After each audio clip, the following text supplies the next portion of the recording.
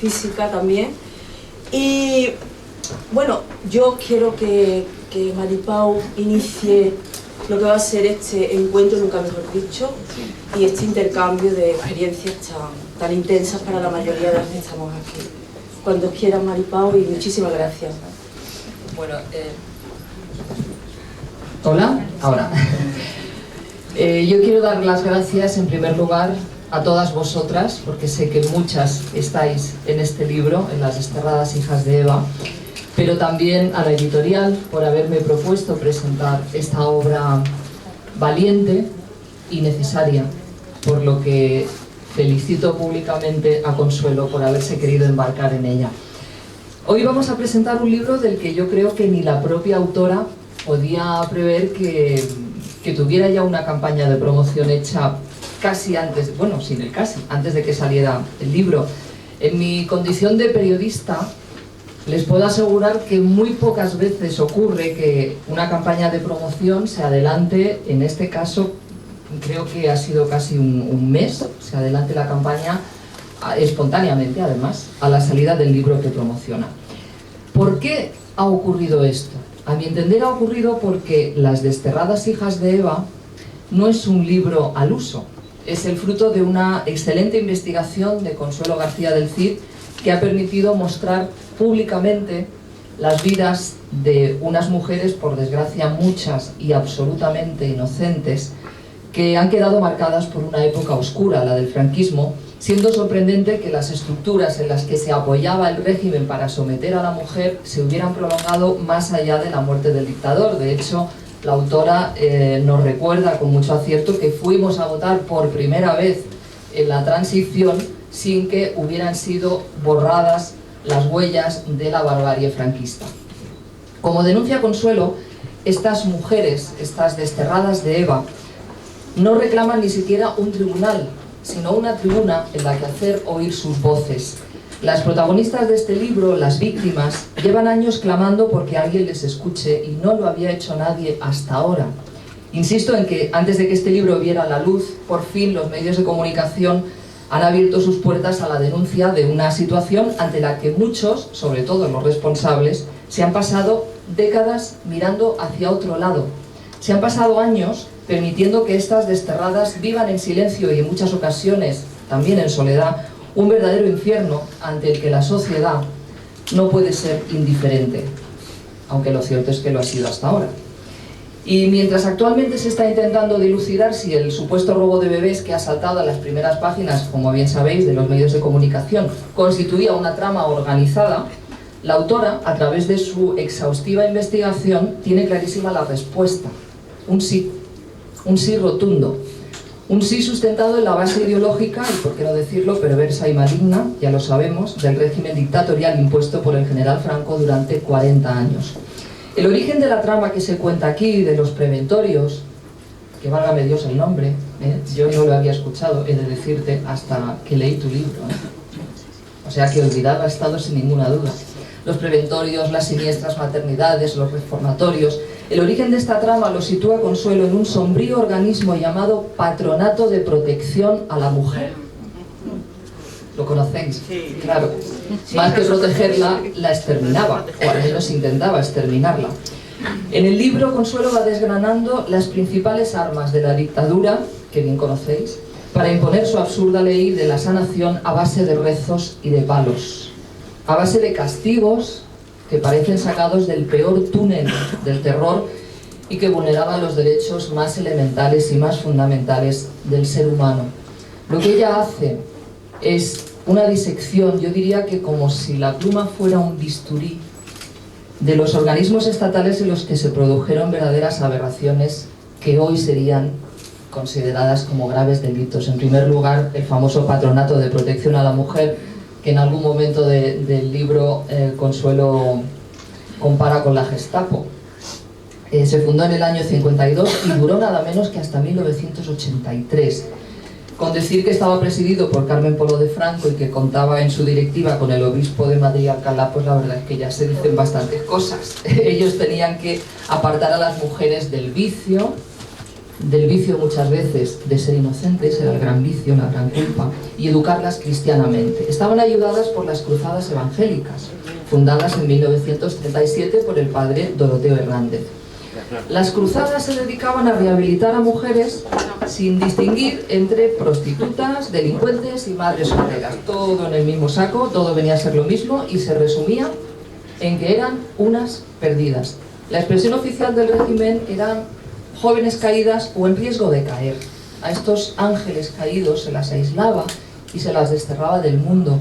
Y Consuelo en este libro las define muy bien, con la misma dureza con la que ellas tuvieron que vivir aquellas circunstancias. Ella dice: estas evas expulsadas, desterradas, juzgadas, encerradas y olvidadas. También estaban los reformatorios como el de San Fernando, que acogía a niñas de entre 12 y 16 años, o la famosa maternidad de la Almudena de Peñagrande, y los preventorios. Los preventorios, que son los que llevamos un mes viendo en los medios de comunicación, y por más días que pasen y más testimonios que escuchemos, yo creo que no conseguimos sobreponernos a lo que escuchamos. O sea que puedo imaginar lo que fue vivirlo. Los malditos preventorios se fundaron en 1940 y murieron en el año 75 con el dictador. Se les llamaban colonias. Esto es un eufemismo. Bueno, España es bastante dada a utilizar eufemismos para encubrir la realidad. En este caso, las colonias de verano repartidas por toda la geografía española eran para niñas de entre 7 y 12 años, aunque por desgracia para ellas también las había más pequeñas, las había de 5 incluso, y algunas adolescentes de 16 o 17. Había muchos preventorios, como digo, repartidos por toda España, pero el más feroz era el de Guadarrama, el del doctor Murillo. Consuelo García del Cid cuenta que los creó el Estado, en teoría, para prevenir la tuberculosis y otro tipo de enfermedades contagiosas, pero en la realidad era la fachada de un sistema de represión y terror contra las niñas, mayoritariamente de familias pobres, y contra aquellas jóvenes que se quedaban embarazadas, en más ni un caso, de sus propios progenitores. Pero esto era un detalle que, bueno, tampoco al régimen le importaba mucho y no lo consideraba. En los preventorios claramente no se curaba la tuberculosis, sino que se infligían duros castigos a estas desgraciadas pecadoras. Es verdaderamente triste lo que dice Consuelo al definir que entraron niñas sanas y felices, pero que a sus padres les devolvieron auténticas muñecas rotas, víctimas de un campo de concentración donde les tocó vivir todo tipo de horrores. En este libro se han volcado las vidas de muchas de aquellas muñecas rotas. Es un libro escrito desde el corazón, yo diría que desde el corazón de las tinieblas, parafraseando al poeta Conrad. Un libro que da cuenta detallada de muchas tinieblas sepultadas en un pretendido y esforzado olvido. Las tinieblas de los años de la sección femenina y el servicio social obligatorio. En aquellos años, como recoge la autora de unas declaraciones del comisario de la memoria histórica de Andalucía, o eras santa o eras puta. Una oscura época en la que únicamente pecaban las mujeres, las evas perseguidas por el franquismo a través del organismo presidido por la esposísima del dictador, Carmen Polo, mientras que los hombres, como no, quedaban libres de toda culpa. Podríamos pensar que a estas alturas, viviendo como estamos en el siglo XXI, año 2012, mejor sería no remover el pasado, tal vez para no reabrir viejas y dolorosas heridas. Pero a mi entender, estaríamos cometiendo una injustificada equivocación, porque ese es el argumento de quienes se oponen a la memoria histórica. Y la memoria histórica no consiste solo en recuperar cadáveres de las cunetas, que no es poca cosa, sino también hacer justicia con los vivos, con los supervivientes, como lo son estas miles de mujeres. Un pueblo sabio es aquel que entiende que para evolucionar, para avanzar, para mirar hacia el futuro, es necesario haber comprendido antes el pasado, porque hoy somos lo que somos, gracias o a pesar de lo que hemos sido. Nadie, ni seres, ni países, ni civilizaciones, procedemos de la nada. De manera que agradezco muchísimo a Consuelo García del Cid que haya sacado de la nada y del olvido a estas mujeres. Gracias. Os vaya contando realmente la trama, las tripas de esta obra. Muchas conocéis, claro, vuestra propia situación y la de otras compañeras, pero ahora vamos a conocer cuáles han sido las tripas, cuáles han sido los vericuetos, cómo ha nacido, de dónde este libro, y nadie mejor que ella para contarlo. Yo, Consuelo, ya sé que esta pregunta se hace, es muy recurrente, pero es que en una obra como la tuya se impone el saber qué es lo que te lleva a embarcarte en la historia de las desterradas hijas de Eva. ¿Por qué? ¿Por qué este libro? ¿Qué tiene que ver contigo? Porque yo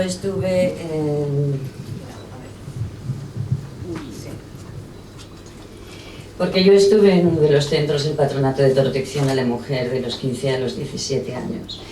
Yo era una joven rebelde, me detuvieron en una manifestación, la famosa ejecución del catalán Salvador Puig Antich. Yo pertenezco a una familia cuyos rigores familiares siempre han sido extremos. Yo tenía 15 años y un día por la mañana yo estaba durmiendo en mi habitación, era muy temprano. Abrieron la puerta de la habitación mi madre y el médico de cabecera de siempre, el que nos había puesto las vacunas, el que nos había cuidado desde bebés. Me dijeron que me tenía que poner la vacuna contra la gripe. Entre los dos me cogieron cada uno de un brazo y el médico me inyectó una intravenosa. Cuando yo desperté me encontré en una habitación que no conocía de nada. Había una cama, un armario y una cruz. Intenté abrir la puerta estaba cerrada con llave y había una ventana con barrotes que daba a la calle. Yo miré por esa ventana y yo vi que pasaban los coches y todos los coches que pasaban ponían M. En ese momento supe que estaba en Madrid. Me habían traído desde Barcelona, nunca he sabido en qué condiciones ni de qué forma. Me encontré en el correccional de las adoratrices de Padre Damián 52. Donde estuve durante un tiempo. Yo jamás había escuchado la palabra Patronato de Protección a la Mujer, nunca en mi vida, yo no sabía lo que era. Y fueron las internas al llegar quienes me preguntaron, ¿tú eres del patronato? Y yo dije, ¿qué es el patronato? No sé lo que es. A partir de ese momento yo me enteré, supe lo que era el patronato. Entendí dentro de lo que mi corta edad podía llegar a entender de lo que suponía esa institución, no con la conciencia absoluta, pero sí el hecho de cómo ingresaban a las menores, ¿no? Los ingresos solían ser, podía ser por cualquier motivo, pero con los años, y sobre todo, fundamentalmente, reencontrándome después de 38 años con una de las que fueron mis grandes amigas allí dentro, Raquel, entendí que en concreto el centro donde yo estuve, que evidentemente era un correccional, funcionaba también a modo de asilo, es decir, existía, por llamarlo de alguna forma, una especie de canibalismo familiar. Las madres podían deshacerse de las hijas, porque la hija le molestaba, porque la hija no la estudiaba, porque la hija no le gustaba, y la podía internar en uno de estos centros. Algunas que provenían de pequeños pueblos, pues también llegaban allí pues para recibir una educación. Era todo como un entramado completamente esquizofrénico, al que a mí me costó mucho acostumbrarme, reconociendo por encima de todo que yo era una interna privilegiada, porque yo no pertenecí nunca a este patronato. Pero entendí, para mí, lo más fuerte fue la privación de libertad durante 6 meses. Después de 6 meses yo ya pude salir a estudiar a la calle, etc. Pero el hecho de, para mí, la privación de libertad durante 6 meses, la presión religiosa, la presión moral, para mí fue completamente devastador. Ahí es donde yo sé lo que es el patronato, pero claro, saber lo que es el patronato a los 15 años y encontrarte en la España de entonces no servía absolutamente de nada, porque ni tenías a quién recurrir, ni se te ocurría nada, porque parecía que todo aquello era normal y todo aquello era correcto y era así. Y Consuelo, ¿en qué momento de tu vida se te ocurre que tienes que sacarlo en un libro? Y esto, con los testimonios, el resto de testimonios, ¿cómo llegan? Yo me escapé de las adoratrices de Padre Damián y fui trasladada al correccional del Buen Pastor de Barcelona, donde afortunadamente el psicólogo que me visitó me dijo que yo no podía permanecer allí porque no había hecho nada para estar allí. El perfil del Buen Pastor era de alumna, se las llamaba alumnas, cuando de alumnas no eran alumnas, eran internas, ¿no? El perfil era mucho más duro, entonces me dijo que yo no podía estar ahí. Y que yo iba a salir de ahí, y yo eso pues no lo creí. Me llevaron, hablaron con mi madre, dijeron que era un problema familiar, que yo tenía que solventar con mi madre. Me llevaron a unos ejercicios espirituales y fue un sacerdote llamado Agustín Viñas quien me sacó de allí. En esos ejercicios espirituales, la primera amiga que yo tuve está aquí.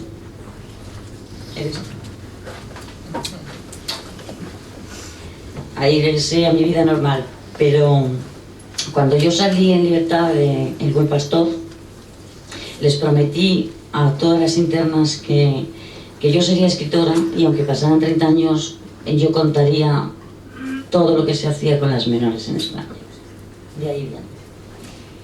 Y los primeros testimonios, aparte de los que tú conociste en primera persona para armar este libro, ¿los fuiste buscando o te han llegado a ti? No. Yo tuve que buscarlo absolutamente todo. Yo empecé primero a escribir tímidamente artículos en el periódico digital que dirijo. Empecé a escribir artículos sobre el patronato de protección a la mujer. Iba recibiendo comentarios muy lentamente, porque se trataba de algo de hace muchísimos años. Pero los iba recibiendo lentamente. Lo que fue definitivo fue que yo recibí un comentario de alguien de lo que se llamó Maternidad de la Almudena, centro de Peñagrande, que era el correccional para madres solteras de Peñagrande. Se dirigió a mí una mujer nacida en Peñagrande que quería saber. Esta persona y yo nos pusimos a buscar información sin parar.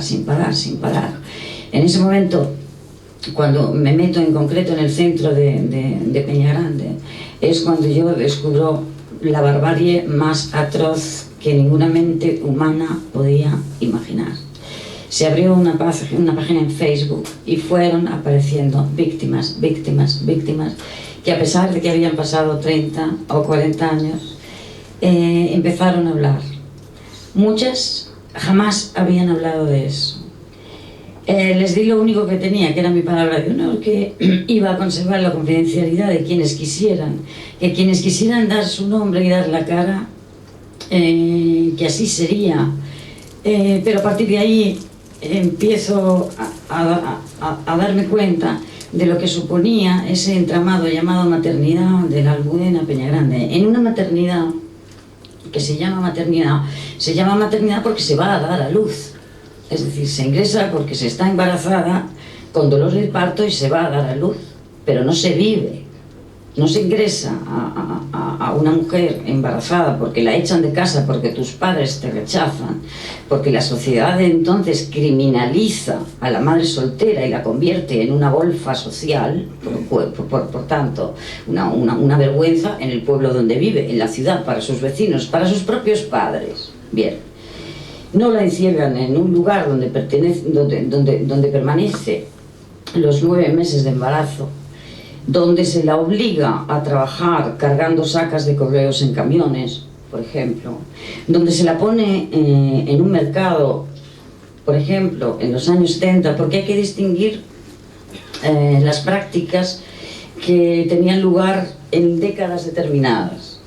Por ejemplo, en los años 70, todos los domingos después de misa, las internas que eran consideradas pues más serias o más educadas o más lo que fuera, eran expuestas en fila delante de unos individuos que acudían ahí a buscar esposa para que las cruzadas evangélicas redimieran a esas mujeres. Esos hombres se paseaban y decían, bueno, pues esta, bueno, pues esta, bueno, pues esta.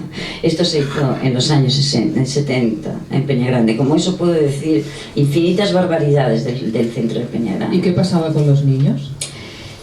Vamos a ver. El centro de relacionar al centro de Peñagrande con el gran aluvión de los niños robados es un argumento correcto, pero con matices.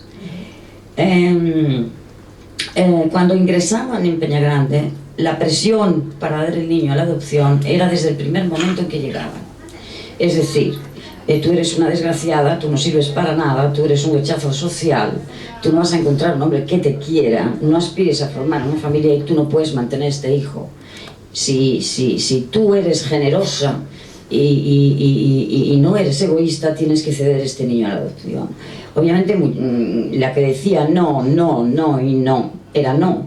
Pero aquí había que distinguir dos cosas muy importantes. Una cosa era las internas de Peñagrande, que a pesar de estar allí, las venían a visitar sus padres, pues el padre, una madre, una prima, una amiga, es decir, que existía de alguna forma, aun habiéndolas echados de casa, existía un lazo familiar y existía un vínculo de cariño, de entorno. Estas estaban estaban en peligro menor de que su hijo pudiera o no desaparecer. Sin embargo, las que estaban en el más absoluto desamparo, abandonadas por su familia, no las venía a ver absolutamente nadie. En el momento que ese bebé pasaba por lo que llamaban el famoso botiquín, que era cuando un bebé se ponía enfermo, se lo llevaban a una planta que estaba, creo, en el piso de arriba, en la cuarta planta, y todas tenían pánico a que su hijo pasara por el botiquín, porque en muchos casos el hijo decían que había muerto. Ese hijo no había muerto, ese hijo se había robado, por ejemplo. También hay que tener en cuenta una cosa que la quiero dejar muy clara. Si una adolescente se queda embarazada, socialmente eres considerada una pura roña social, te tratan de golfa, de puta para arriba, te echan de tu casa, te meten en un centro semejante trabajando a destajo, te dicen que qué vas a hacer tú con tu hijo, que tal y que cual. Hay muchas que les ponían delante el papel para firmar y lo firmaban. Eso no significa que esas mujeres entregaron su hijo a la adopción, esas mujeres fueron coaccionadas a eso, y eso es un delito. Llegaban mujeres violadas por sus propios padres, por sus propios hermanos. Nadie se cuestionó quién era el padre de esos bebés. Jamás se denunció a nadie. Hay un caso concreto de una mujer que llegó embarazada, violada por su propio padre. El único que le venía a ver era su padre. Cuando ya tenía esa niña en el mundo, el único fin de semana que esa persona pudo salir a la calle fue porque su padre le fue a buscar y pasó un fin de semana en una pensión. Y se volvió a quedar embarazada, evidentemente de su padre. Y las cruzadas evangélicas no preguntaron de quién ni les importaba absolutamente nada. El incesto se lo pasaban por aquí encima, aquí no ha pasado nada. Las violaciones daba igual, aquí el hombre no pagaba, aquí pagaba la mujer. Y no solo pagaba de una forma tan sumamente atroz como que parte de los castigos que tenían lugar en Peñagrande era que se trabajaba en talleres de trabajo. Si ellas no terminaban el trabajo que tenían que hacer a la hora concreta, el castigo era: no das de mamar a tu bebé hasta que no acabes.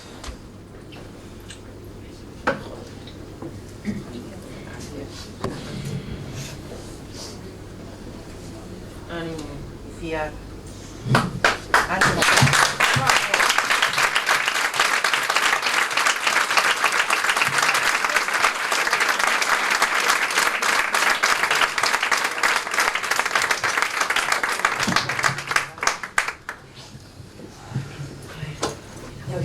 Bien todo, ¿no? Todo bien, y Luego podrán compartir con ella, podrán intercambiar todo lo que sienten y me alegra que haya gente, también chicas muy jóvenes, que son buenas transmisoras, esperemos que lo sean. Consuelo, y seguimos, sí. Bebe un poquito. Que estamos contigo, como siempre. Sí. Hombre, Venga, bebe un poquito de agua. Con esto lo que quiero decir es que estaba el bebé llorando sin parar y sin comer hasta que la interna no terminara ese trabajo, por ejemplo. Y como esos castigos, otro castigo es completamente atroz. Los partos tenían lugar allí mismo, eran asistidos por comadronas. Cuando estaban con dolores de parto las dejaban solas en una habitación llamada La Dolorosa. En esa habitación llamada La Dolorosa las dejaban completamente solas. Muchas parieron solas en esa habitación. Si se ponían de parto de noche, las comadronas no las atendían porque tenían que dormir. Hay un caso concreto de una mujer que en el momento que estaba dando a luz, la comadrona le dijo: ¿quieres un espejo para ver cómo pare una perra? Hay otro ejemplo de una mujer que estaba teniendo un parto tremendamente largo. Era obvio que le tenían que hacer una cesárea. Y apareció el médico. Los médicos solo se llamaban, creo que de vez en cuando los partos eran largos y había cesárea. Estaba la jeringuilla preparada para anestesiar a esta mujer que llevaba más de 48 horas de parto. Ese médico cogió la jeringa, la tiró al suelo y dijo: que se joda, que se entere de lo que es parir.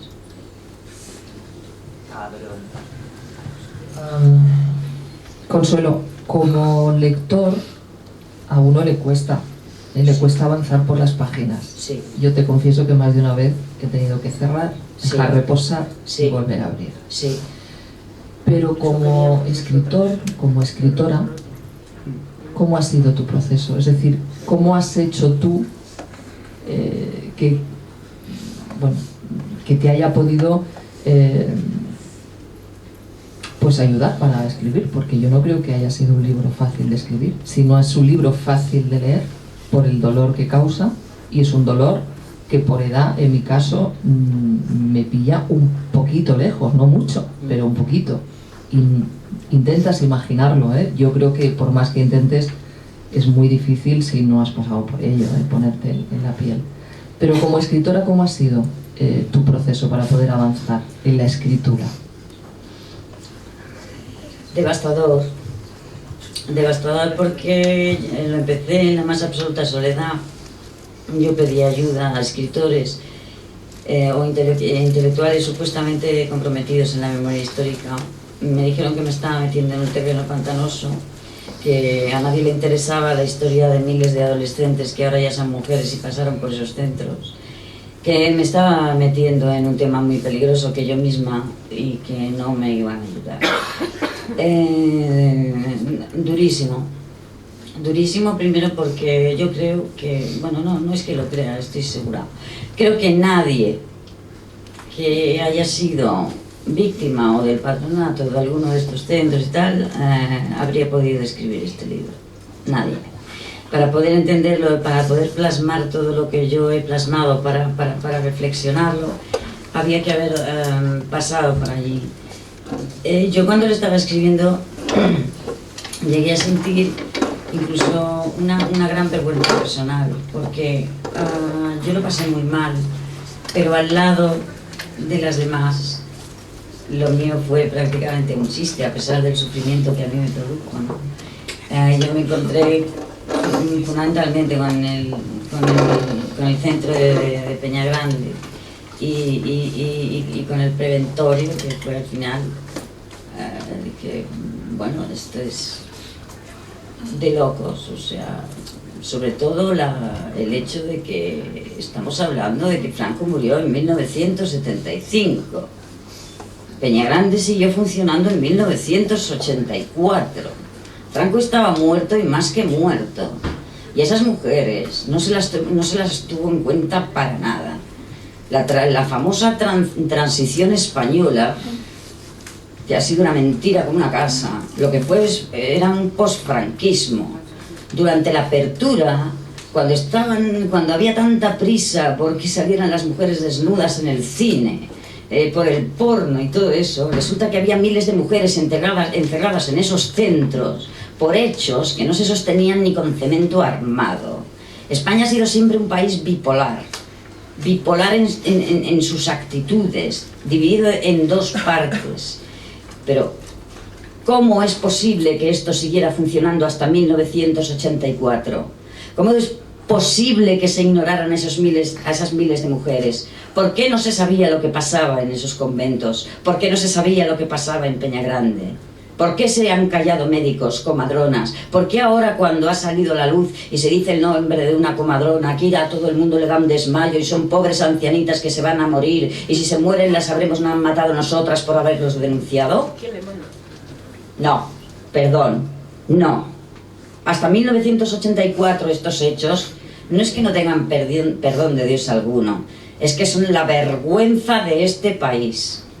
Y esto no lo sabía nadie, esto no lo creía nadie.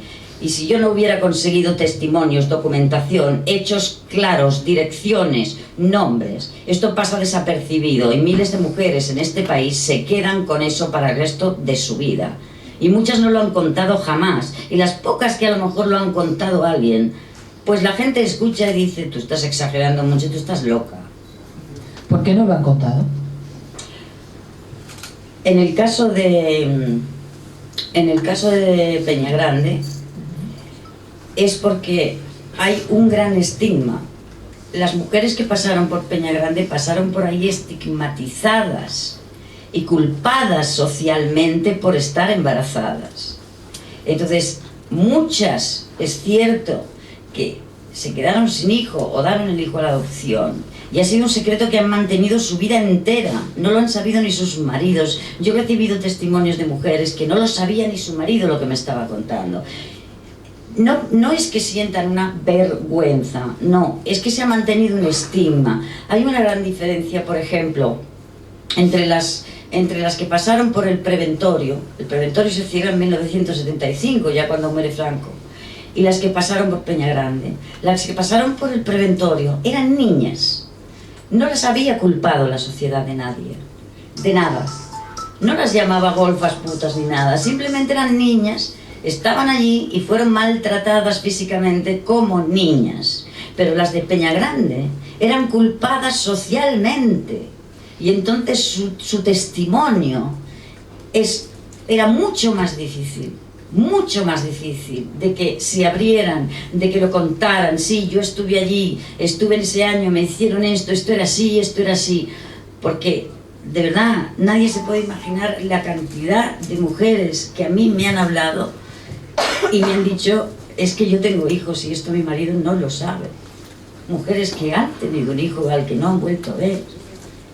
Eso es muy difícil de comprender. En Peñagrande hay un estigma. En el preventorio es distinto, eran niñas, no las culpabilizó la sociedad de nada. Y a día de hoy, al hablar contigo, ¿tú has notado que siguieran teniendo miedo?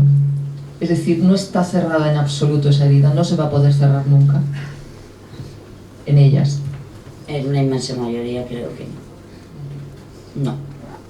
En una inmensa mayoría yo creo que no. Hay algunas personas que el haber pasado por esto las ha hecho más fuertes.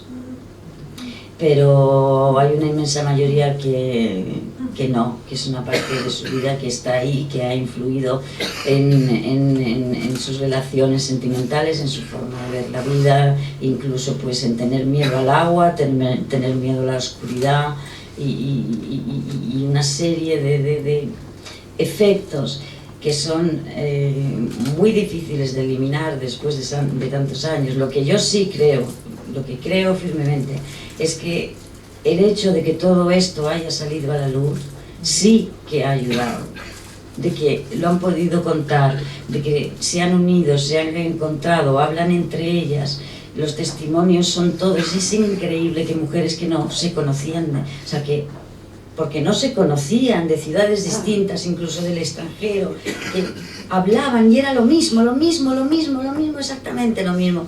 El hecho de unirse en las redes sociales, de poder contar lo que vivieron, eso yo creo que sí, ha ayudado muchísimo, eso yo creo que sí. Me gustaría que me contaras, de todos los testimonios que has tenido que ir recabando, algo que te haya impresionado de la actitud de alguna de estas mujeres en el momento de contarte cómo quedó en ellas la huella de estas barbaridades, de estas atrocidades. Algo en ellas que te haya impresionado. El que más me impresionó es el de una mujer que pasó por el Preventorio y por Peñagrande. Por los dos centros. Por los dos. Sí. Gracias.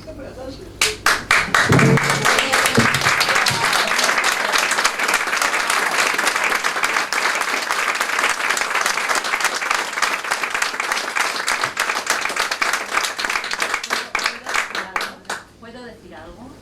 Sí, van a tener ahora, cuando ya termine Maripao de hablar con ella, van a tener todo, abrimos ya espacio para que puedan compartir todo aquello que nos han dicho, nos han podido decir. Consuelo, ¿tú crees que, igual que ha empezado con muchísimas dificultades, la justicia a dar algún paso, que no sé por qué le cuesta tanto dar pasos en firme, a dar un pasito, hay una persona imputada por la trama de robos, del robo de bebés, ¿esto tendría que llegar a los tribunales? ¿O es una entelequia que no? No. No merece la pena. No. Nos hemos hecho muy fuertes. No queremos, yo creo que ninguna queremos ir a los tribunales, solo queremos Que se sepa. realmente se sepa, Que se sepa. que sepan lo que hemos pasado y lo mal que lo hemos. No sé, lo que pasa es que a lo mejor yo sí que me siento ya liberada, ya me siento bien, porque ya he sacado fuera todo lo que... Pero no queremos, o sea, no queremos dinero, no queremos que haya un juicio, no, queremos que se entere la gente simplemente de lo que pasó y no vamos ni contra Guadarrama ni contra... Solo queremos que nos den nuestros historiales, lo que nos hicieron ahí, porque nos pinchaban tantas penales, porque nos obligaban a comer con nuestro... O sea, sí. Simplemente eso. Lo que decía al principio, no queréis tribunales, pero sí tribuna, ¿no? Una tribuna, por fin, una tribuna para... Aquí hay posiciones también personales que tienen que ver... Hay posiciones personales, todas son respetables y todas son válidas, porque es según el sentir de cada una, ¿no? Nosotras, las que somos niñas del Preventorio, algunas de nosotras por lo menos, sí queremos que se haga justicia. Y sí vamos a denunciar. Así vais a Sí. No vamos a denunciar aquí en este país porque es una pérdida de tiempo y de energía, porque ya sabemos lo que se hace absolutamente con todo lo que tiene que ver con la memoria histórica. Vamos a denunciar en los tribunales internacionales. Vamos a unirnos a la causa de tantas víctimas del franquismo con la jueza de Argentina. Pero sí queremos que se sienten en el banquillo a los culpables, a los verdugos, a los que están muertos en el banquillo histórico, para que las cosas queden en su lugar, de una buena vez en este país, que es necesario, es absolutamente imprescindible si queremos llegar a alguna parte y a mejorar todos como personas, saber de nuestra historia. Y en el banquillo a los que están vivos, legal, y que asuman las responsabilidades de todos sus actos de barbarie, cometidos con tantísima gente, y en especial con las niñas y mujeres de este país que han sido doblemente o triplemente víctimas por su condición femenina. Nos ha hecho más fuertes porque nos ha hecho ser más conscientes de lo que significa ser mujer dentro del fascismo, que está estrechamente unido al machismo más asqueroso. Así que sí, vamos a por todas.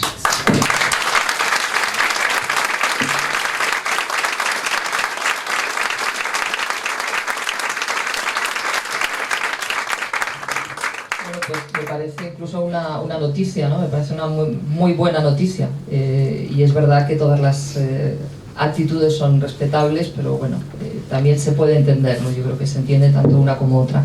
Bueno, yo para finalizar le quería preguntar dos cosas a Consuelo. Una es cómo se quedó, cómo te quedaste el día que se acabó y ya entregaste el libro, porque es entregar casi una parte de la vida. ¿Y qué esperas tú conseguir a partir de ahora con las desterradas hijas de Eva? Nada, lo que esperaba conseguir era que se supiera. Yo les di mis palabras de honor de que se sabría, y ya se sabe. Lo mejor que he conseguido con este libro, he conocido mujeres maravillosas que sé que me van a acompañar hasta el día de mi muerte. Bien. Gracias.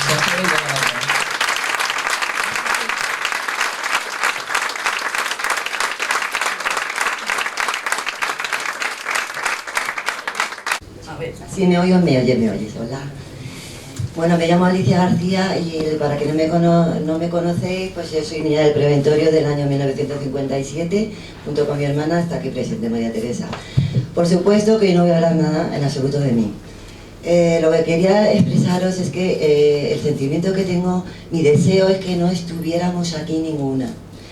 Mi gran deseo hubiera sido que Consuelo no hubiera tenido que escribir este libro, porque los hechos que denuncian no hubieran existido. Ese sería mi gran deseo. Pero como los deseos muchas veces se alejan de la realidad, mi realidad ahora mismo es que estoy contenta como unas Pascuas, a pesar de lo que hemos sufrido oyendo Consuelo y el nudo que se nos pone cada vez que hablamos de este tema en el estómago a todas, a las niñas del preventorio, a las madres de Peñagrande. Estoy muy contenta de verme reunida aquí con tanta gente a la que quiero, y eso es muy importante, y estoy muy contenta de haber podido, con ayuda de todas, hemos podido el dar la luz a ese agujero negro en el franquismo, de los maltratos a las niñas del preventorio. No hemos sacado a la luz, chicas. Si es que tenemos un gran mérito y me siento contentísima. Entonces, y con este contexto os cuento una anécdota. Estaba yo viendo los testimonios, venga testimonios, horrible, ¿no? Y esas fotos que sabemos todas que existen de las niñas del preventorio, con esas caritas que a pesar de la desgracia tan sonrientes y tan emocionantes, yo me emociono muchísimo cuando nos ponemos las niñas del preventorio. Entonces yo dije, joder, pues esto tenía que tener música, nos merecemos música. Y digo, oye, pues a mí me gustaría ponerle música a esto. Y lo hemos conseguido. Enseguida pensé en una gran amiga mía cantautora, vecina de mi barrio de Lavapiés, y dije, a por ella voy. Le hice, no sé si un gran favor, o la puse en un terrible dilema, porque le conté todo lo que las niñas, mi experiencia, la vuestra, lo que las niñas habíamos pasado en el preventorio, y le dije, tú nos quieres hacer una canción, confío en ti plenamente. Y va y me dice, pues sí quiero.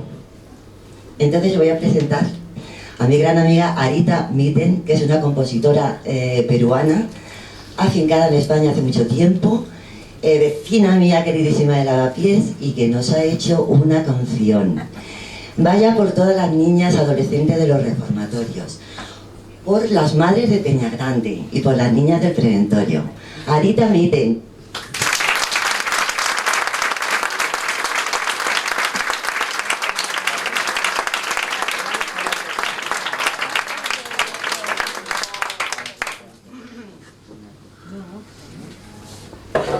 Sería interesante que después de que ella nos ofreciera lo que ha compuesto, que pudieran hablar con Consuelo, que pudieran intercambiar aquello que no han podido de manera directa. Esta canción es para todas vosotras, las del preventorio, las que habéis estado en los reformatorios, que no sé qué habrán reformado, y a las que han sido víctimas y han perdido a lo más preciado que puede tener una mujer, ¿no? La vida que lleva dentro.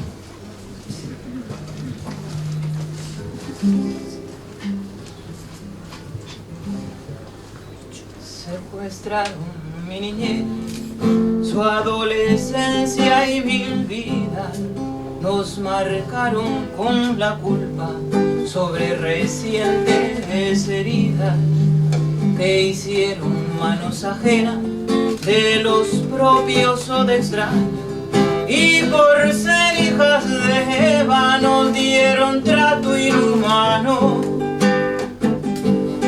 Porque ya no pregunto, no suplico, ahora exijo que se conozca la verdad y no se repita, pues lo que hicieron no lo entiende ni su Dios. Porque ya no pregunto, no suplico, ahora exijo que se conozca la verdad y no se repita, pues lo que hicieron no lo entiende ni su Dios.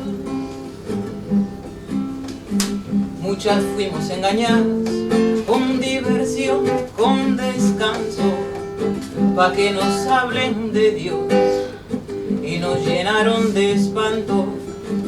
Y por ser hijas de Eva, el castigo principal, someterse a los caprichos de cualquier hijo de Adán. Porque ya no pregunto, no suplico, ahora exijo conozca la verdad y no se repita, pues lo que hicieron no lo entiende ni su Dios. Porque no nos escuchan e investigan los horrores, pa' que se alejen de nosotras los temores. Ahora exigimos justicia y reparación. Ahora exigimos justicia y reparación. Ahora exigimos justicia.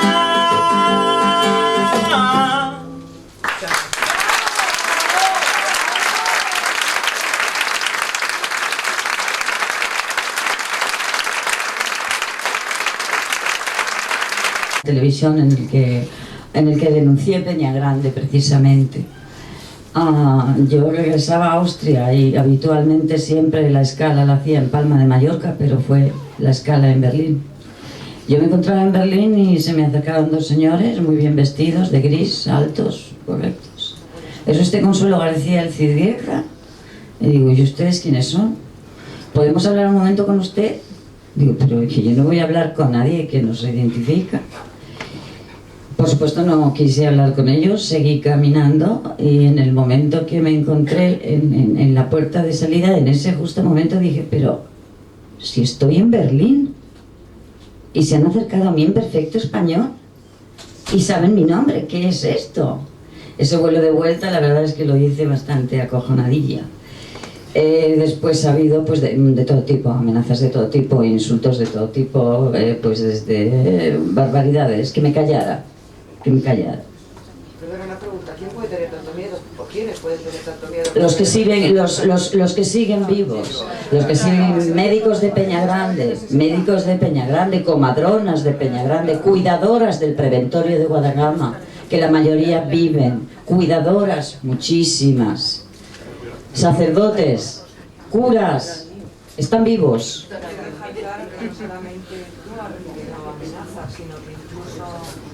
Sino que incluso nosotras, que tan modestamente hemos querido seguir investigando acerca de recomponiendo un poco nuestro pasado, nuestras infancias, y nos hemos acercado modestamente a solicitar ayuda a un ayuntamiento, y hemos ido al ayuntamiento de Guadarrama concretamente, y hemos sido prácticamente expulsadas a voces, diciendo que nos fuéramos a la fiscalía.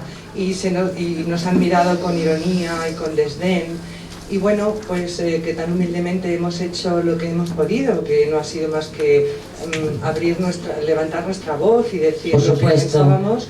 También nosotras hemos sido amenazadas, insultadas en diferentes medios de comunicación. Bueno, a las 5 personas que nos metimos más en Guadarrama, a nosotras nos llaman las víboras. Ya, sí, esto es una cosa, nos llaman de todo, nos llaman de piojosas, milicianas, rojas. Piojosas, rojas, milicianas, sí.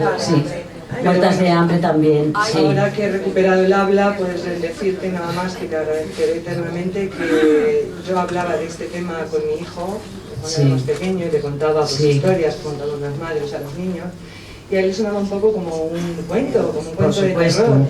Y un buen día él mismo me invitó a entrar en internet a ver si conseguíamos averiguar algo. Conseguimos dar unas cuantas mujeres unas con otras, pero realmente hasta que no te encontramos a ti, jamás hubiéramos soñado que esto se hiciera realidad. Hay más compañeras que, como vamos tan... Peñagrande, no sé si voy a poder, del 69 al 71. Soy una de las privilegiadas de la tercera.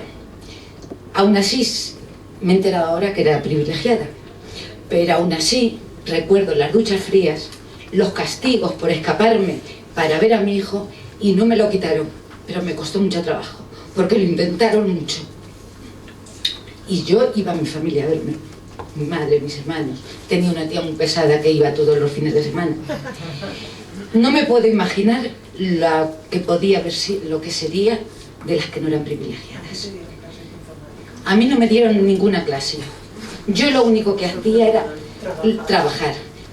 Soy una privilegiada, por eso no tuve los oficios muy malos, pero sí fregué los pasillos con rodillas y con una barriga hasta la boca. No me quitaron a mi hijo, pero lo intentaron. Sí, me ducharon con agua fría, me cortaron el pelo, Bueno, yo siempre que podía me escapaba a ver a mi hijo y no lo consiguieron. Pero a mí sí me querían hacer firmar unos papeles. Y iba mi familia a verme. No solo eso, que claro, ahora me he enterado, después de muchos años sin investigar, pues como que es que se me ha olvidado muchas cosas. Pero sí es cierto que a mí me llevaron hasta el juzgado, en un furgón, porque decían que mi padre había denunciado porque yo era menor, y me pasaron a una habitación que había denunciado al padre de mi hijo, que era mayor. Y después de muchos años me he enterado que eso era mentira. Mi padre no llegó nunca a denunciar. Se lo he preguntado a mis hermanos y mi padre nunca llegó a denunciar. Afortunadamente yo era rebelde y no firmé. Muy bien. Vale.